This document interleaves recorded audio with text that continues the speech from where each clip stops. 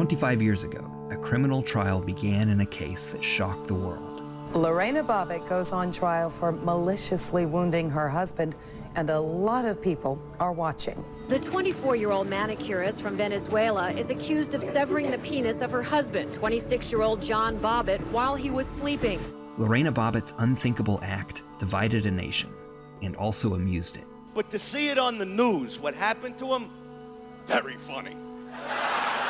Really hysterical. Bobbitt claims she was temporarily insane at the time of the crime. It was a story about a woman who said that her husband had been abusing her in terrible, horrific ways for years, and she did something horrible. Something she was found not guilty of doing. What kind of evidence do you need? You show up in court with your dick in your hand and nobody gets convicted of anything. This week on The Thread, why did Lorena Bobbitt do it? And did she deserve to get away with it?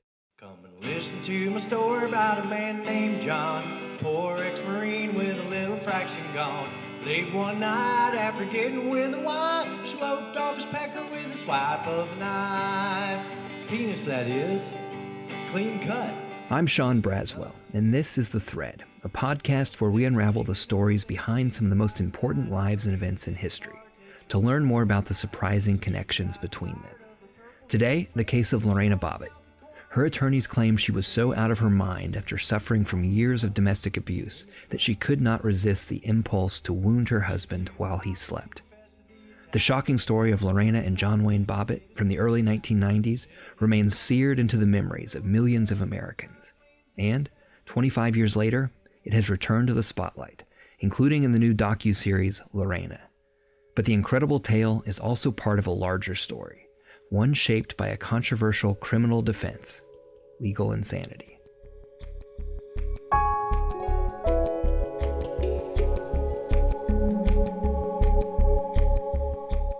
So what's the thread? In the last episode, we heard about the horrific shooting in a Colorado movie theater in 2012. James Holmes murdered 12, injured dozens more. He was mentally ill by almost all accounts, but that wasn't enough to mount a successful insanity defense. One of the main reasons that proving legal insanity can be tough today for defendants like Holmes was the public reaction to the outcomes in some earlier cases. Cases like Lorena Bobbitt's.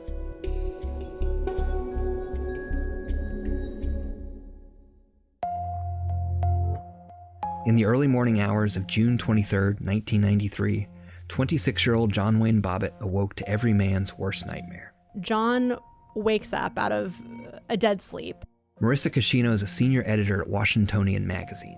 She spent a lot of time covering the Bobbitt case for its 25th anniversary. He told me that he thought at first that it was like a Freddy Krueger thing. Freddy Krueger was a famous movie serial killer from the 1980s, the one who had razors for fingers. You are all my children now. He thought he was having a nightmare. He just sort of didn't understand what was going on. He was totally disoriented. John had been out with a friend and returned late that night to the apartment he and Lorena shared in Manassas, Virginia. So John's out clubbing. He comes home about 3 a.m. Lorena says, he wakes her up. He smells like alcohol, and he climbs on top of her. So Lorena says that she said clearly that she did not want to have sex and that John ignored her and went ahead and had sex with her anyway, and then promptly passed out. Next, Lorena would later claim she went to the kitchen for a glass of water. She sees a knife. She grabs it. She goes back into the bedroom, and, the rest is sort of history. She cuts off his penis while he is asleep. Lorena later claims she had no memory of her momentous deed. She doesn't really come to until she goes downstairs and gets into her car and realizes that she can't drive because her hands are full. So she looks down and she's got a bloody knife in one hand and she has his penis in the other hand. And that, she says, is when it kind of hits her, what has happened. It's the middle of the night and Lorena's not sure what to do. She sort of freaks out. She starts driving.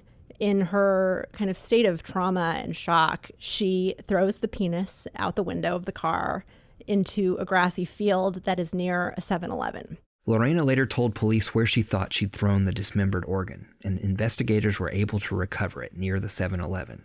So they bring it inside, and according to one of the surgeons who later operated on John, they packed the penis in a hot dog bag full of ice, and that is how it arrived to the emergency room at the hospital.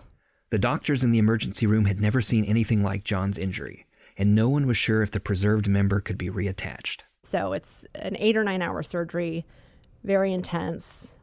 And the surgeons say that, they kind of held their breath, and at the end, they took the tourniquet off, and the organ pinked up, and the blood flow was flowing, and they sort of breathed a sigh of relief that everything seemed to be in working order. Pretty soon, the tales of John's unusual surgery and Lorena's unspeakable act were all over the news. Within days, Lorena and John Wayne Bobbitt were global celebrities. Pretty quickly, the Bobbitt story became, a huge media circus. Tabloid sensation, everybody wanted to know more about it. It's one of the most talked about stories of the year. The case has struck a nerve. The sordid details of a marriage gone berserk. The Bobbitts could only get more attention if they were starring in a TV movie.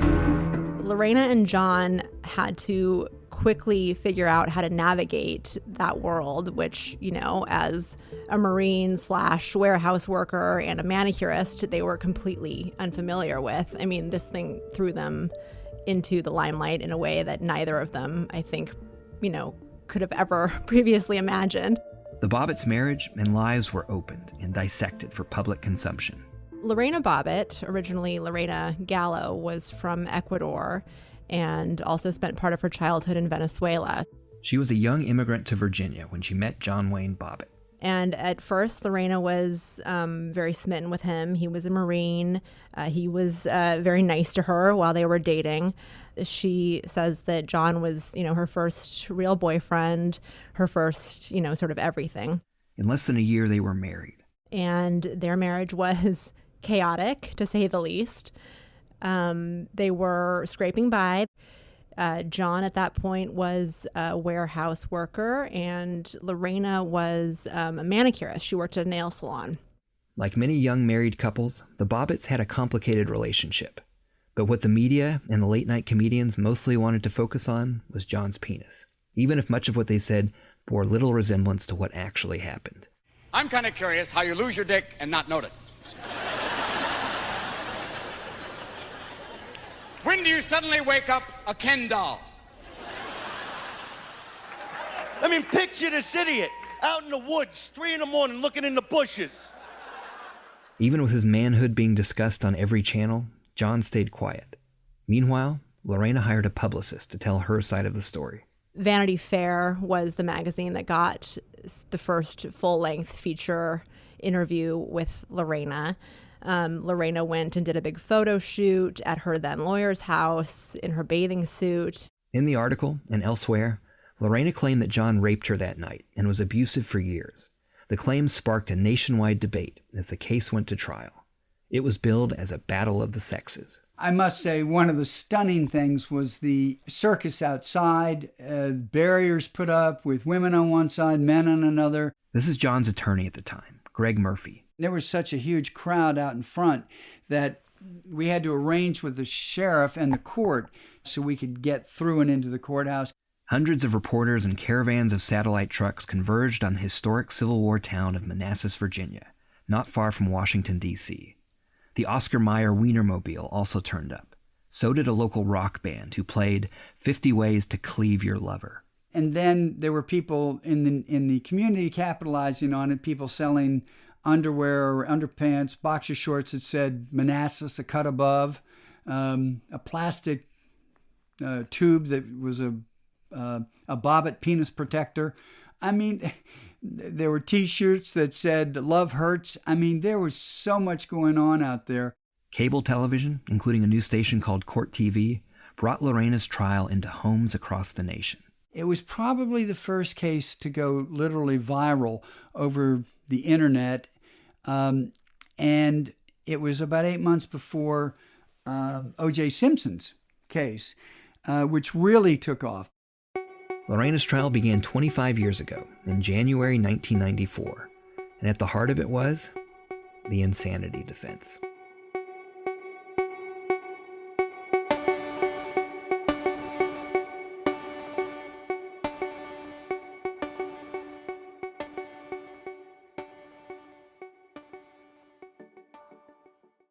Tired of standing idly by while the world goes crazy?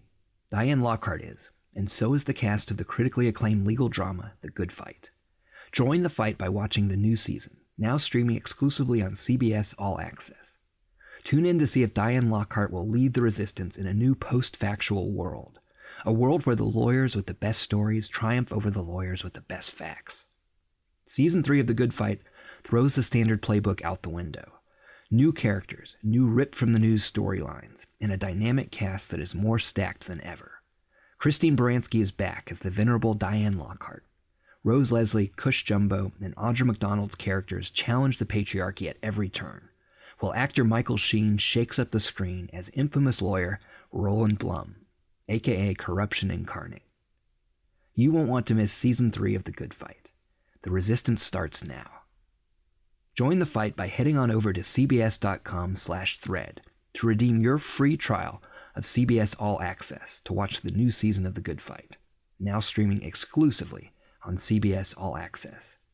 That's cbs.com/thread to redeem your free trial of CBS All Access.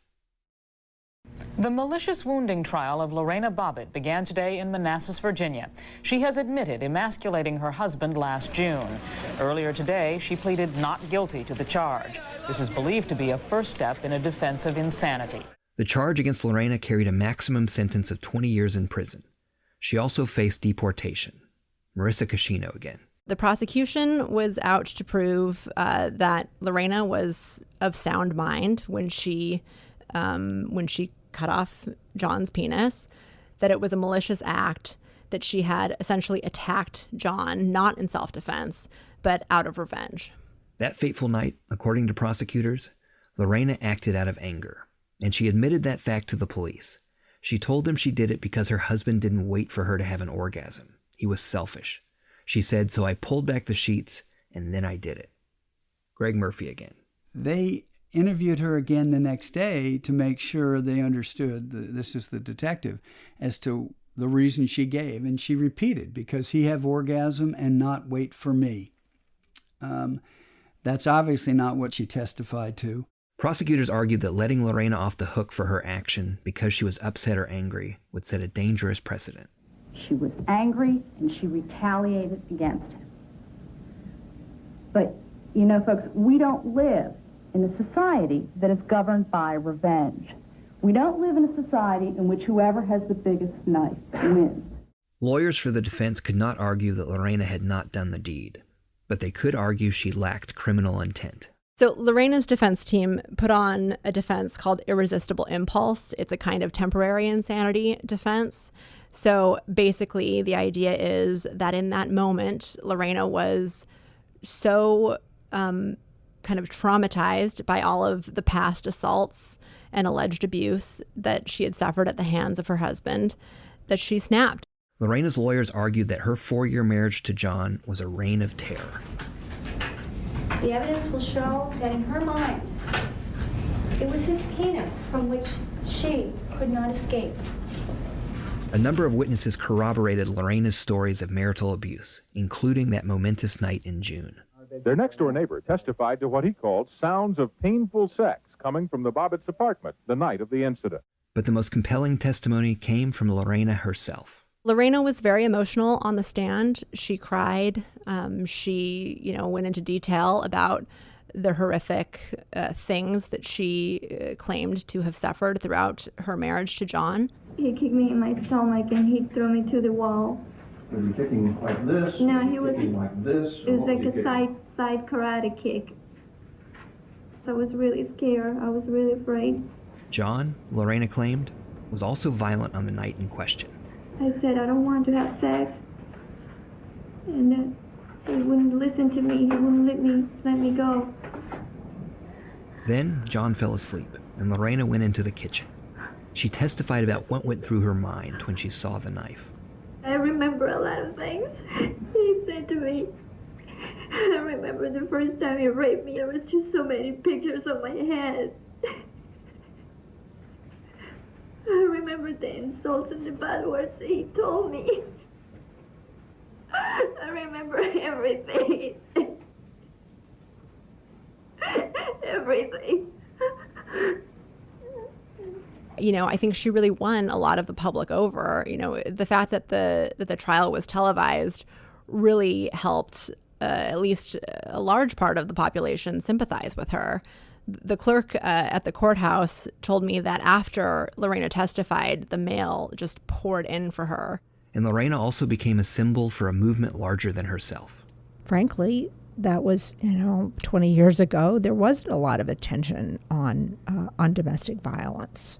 Kim Gandy is president and CEO of the National Network to End Domestic Violence. There's no question that there was a tremendous opportunity created by the trial, basically taking advantage of the media circus to try to draw attention to something that was a tremendous, damaging problem to countless women all over the country. But being the object of widespread public sympathy was not enough for Lorena to avoid a guilty verdict. Her lawyers had to convince Virginia jurors she was out of her mind when she wounded her husband. It was probably one of the most bizarre acts that has happened in this country in a long, long time. Everything about this case is crazy and bizarre. This is a classic case of irresistible impulse. The defense put on a irresistible impulse insanity defense. Attorney Greg Murphy again. In Virginia, there's not a real definition of what that might be, but it is a defense that's allowed. And the irresistible impulse is that it's in a moment of passion, you lose control of yourself, and you act out and you do something that is criminal. But it's an impulse that is not easy to prove. Because in order to put on that defense of irresistible impulse, a defendant really has to have been diagnosed with some kind of mental illness or disorder. And that meant the experts needed to testify. Both prosecutors and defense lawyers called psychologists and psychiatrists to testify to the state of Mrs. Bobbitt's mental health. Defense lawyers and experts argued that Lorena suffered from depression, post-traumatic stress disorder, and battered woman syndrome. They claimed that she finally lost touch with reality after being raped that night. She had an acute deterioration of her mental state at that time and became psychotic. The prosecution psychiatrist saw it differently. We're talking about an impulse that someone has, but they cannot stop themselves from doing it because a disease of the mind impairs their ability to control themselves. In this case, the impulse is clear, it's anger, and it's to cut off her husband's penis. But there's nothing here indicating that she can't control herself. The jury left to deliberate at the end of the 2-week trial. They returned after just 7 hours to announce a verdict. We, the jury, find the defendant, Lorena Bobbitt, not guilty of malicious wounding as charged in the indictment by reason of insanity. Marissa Cashino. The jury found Lorena not guilty by reason of insanity. John obviously felt very differently. He felt like everything had been, misconstrued. He had been totally misrepresented, and that she had gotten off, scot-free. There was another side to this sordid story, John Wayne Bobbitt's. It got lost in the media circus, late-night jokes, and Lorena's tearful televised testimony. John's lawyer, Greg Murphy. If you looked at the transcript of his trial versus her trial, you'll find two very different set of facts. That's right. John had a trial too, before Lorena's, but it didn't get nearly the attention that hers did. There's a lot involved in this case, enormous number of facts that 99% or more of people don't pay any or haven't paid any attention to. But the one salient piece is the burning question: why did she do it? Up next, the trial of John Wayne Bobbitt and the light it sheds on why Lorena did it and whether she was temporarily insane at the time.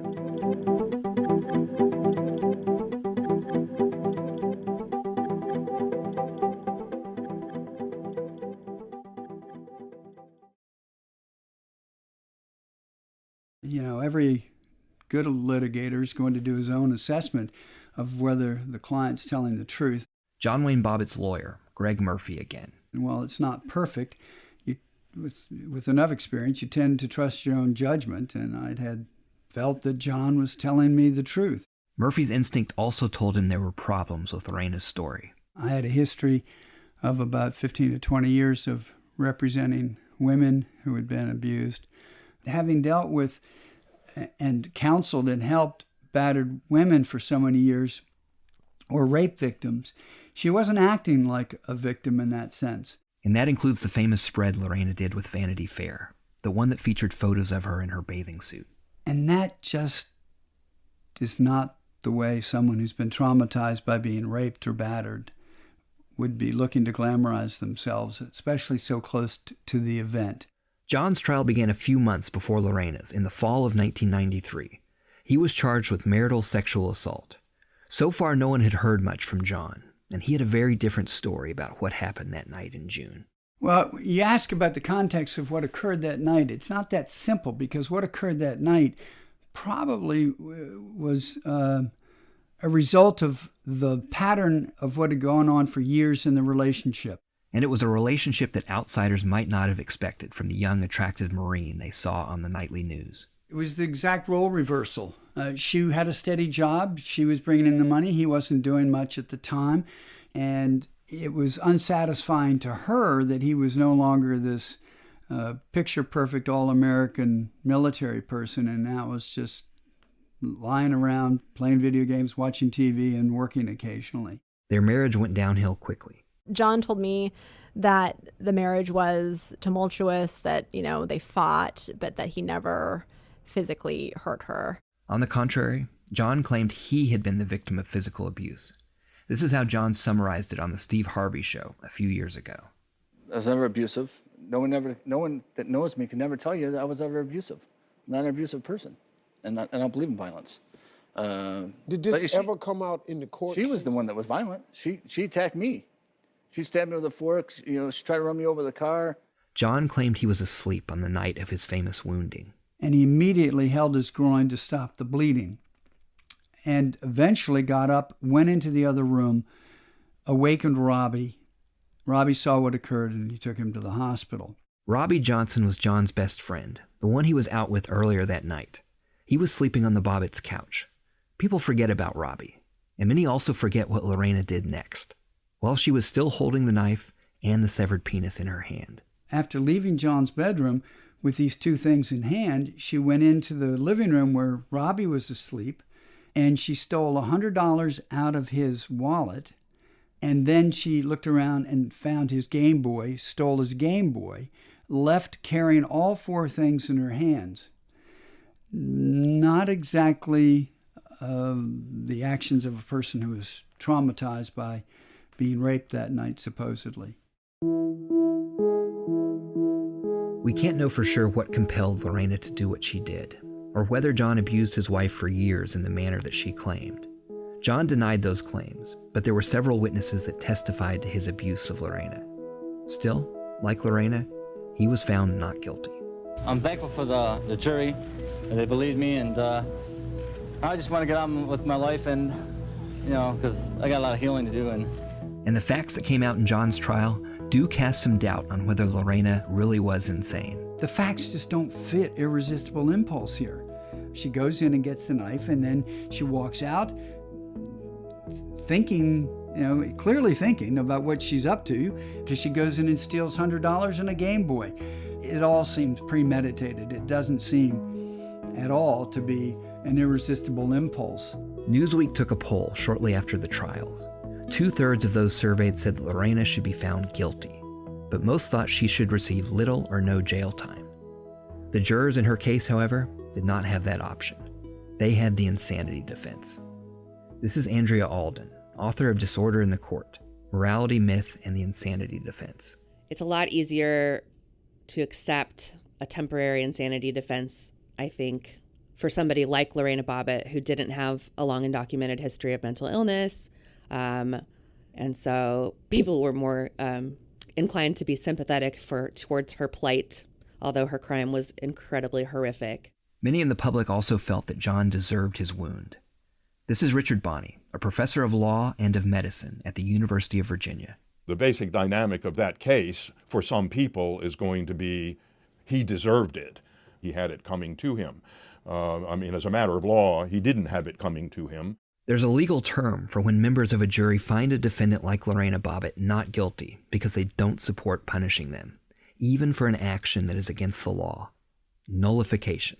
So the way that I think about what happened in the Lorena Bobbitt case is that by giving the insanity instruction, there was an outlet for what is essentially a nullifying motivation that the jury had. And it wasn't really about the insanity defense at all. Lorena Bobbitt spent 45 days in a psychiatric hospital, and then she was released. She was grateful to be out of the spotlight. John, on the other hand, really continued to seek the spotlight. He did a tour of radio shows. He went on the Howard Stern show. John Wayne Bobbitt, of course, had a terrible situation. He's the guy, of course, whose wife cut off his schween. John, I'm glad you could come. Oh, I can't, Howard. And most notably, he made 2 porn movies. The first one was called John Wayne Bobbitt Uncut, and I think the second one was called Frankenpenis. So, yeah, very classy stuff. John Wayne Bobbitt now lives with a girlfriend in Las Vegas and works in construction. After the trials were over, Lorena really seemed to seek normalcy. She wanted to return to a normal, quiet, anonymous life. She went back to school. She met a guy who she is still with today. And she started an organization focused on domestic violence prevention. So she has sort of, I think, tried to find the silver lining in the situation and make some good of it. But it was her trial itself that really started something. And I think it really forced the public to grapple with that, to talk about domestic violence in a way that hadn't really been discussed. The public debate was a mixed one. Kim Gandy again, the president and CEO of the National Network to End Domestic Violence. There were a lot of people who were shocked to learn that this kind of thing goes on in people's houses. And I do think that it helped with eventual passage of the Violence Against Women Act. This is Lorena Bobbitt again in a 2015 interview with Steve Harvey. Well, I'm glad that after 22 years you still laugh about it. But something good has come out of my, negative. And people are still laughing about it, just as they have ever since it happened. And it seems that Lorena and John Wayne Bobbitt are destined to live out their lives as jokes in late-night comedy routines. I think there is sort of an instinct to kind of try to make light of something when it's too horrific to really wrap your mind around. And I think that instinct would still be there if this happened today. But I would like to think that we would treat Lorena more as a survivor of domestic violence and assault than as a punchline. Modern juries are skeptical about the insanity defense. They are hesitant to find a defendant like Lorena Bobbitt not guilty when she clearly committed the act in question. In her case, they were willing to embrace it because of the trauma she had apparently suffered. But the skepticism was real. Lorena Bobbitt's trial came just a decade after another high-profile case rocked public opinion and the legal landscape beneath all insanity pleas. He decided that he would assassinate Ronald Reagan when he was giving a speech at the Washington Hilton.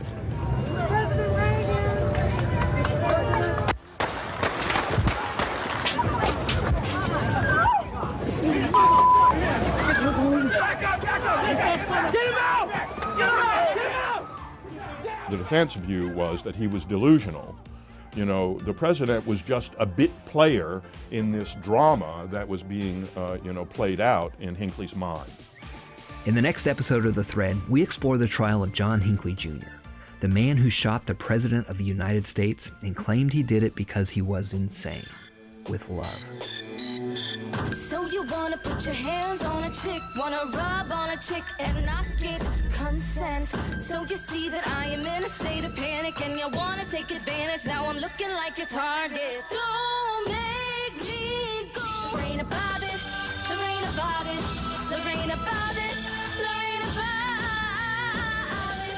The Thread is produced by Robert Kulos, Sophia Perpetua, and me, Sean Braswell. Chris Hoff engineered our show. This episode features Alan Barnes with a song called The Ballad of the Bobbitt Hillbillies, and Lisa Glover with a song called Lorena Bobbitt. To learn more about The Thread, visit OZY.com/thethread, all one word. And make sure to subscribe to The Thread on Apple Podcasts, follow us on iHeartRadio, or listen wherever you get your podcasts. Check us out at OZY.com or on Twitter and Facebook. If you love surprising, engaging stories from history, look no further than the flashback section of OZY.com. That's OZY.com.